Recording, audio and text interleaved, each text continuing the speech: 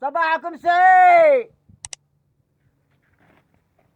أفضل عشة هذه عندنا ما يسمونها بتهامة.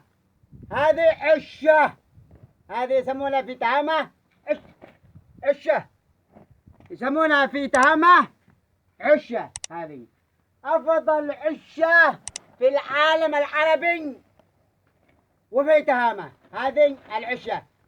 طبعا أصحاب تهامة رغم الحما ورغم الشمس اللي تجي في تهامة، انتم دارين يعني في تهامة حما وذاك. الحمد لله نعمة من نعم الله عز وجل، يصلح لهم عشش بدل البلوك هذه.